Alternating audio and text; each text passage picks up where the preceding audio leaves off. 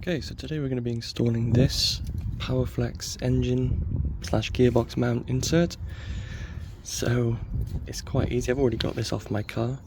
I'm going to give it a bit of a clean up. It's looking a little bit sorry. More importantly though, it doesn't have any major cracks. Obviously it's old, but it actually doesn't look too bad. So we're going to put these into here, get it all back fitted on the car, and then go for a little test drive. Here's the completed unit with the inserts in.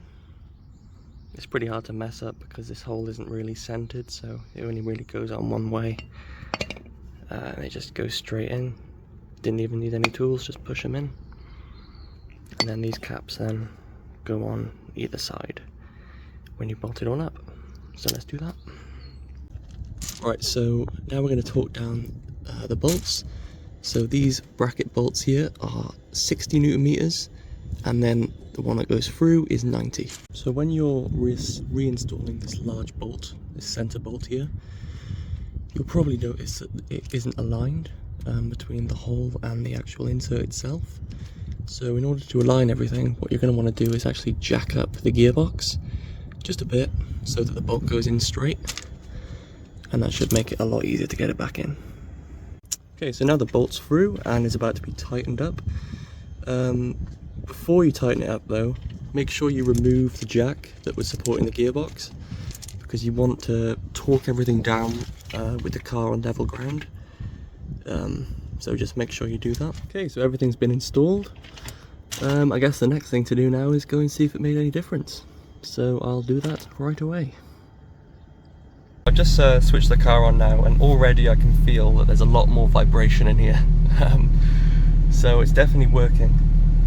So I'm going to go get some petrol now, and then I will report back on if it feels any different. So let's go.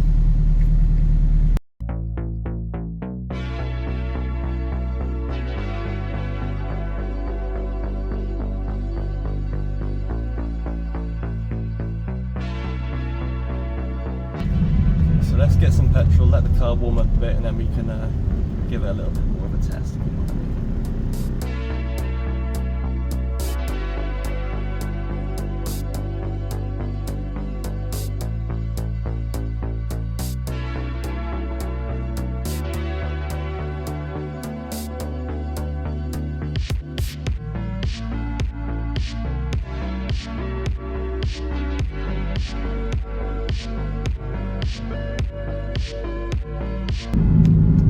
Yeah, that feels quite a bit different.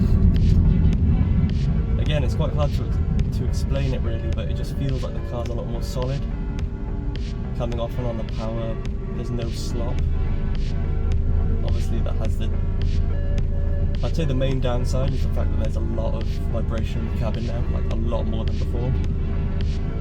But honestly, like, it's not even that bad.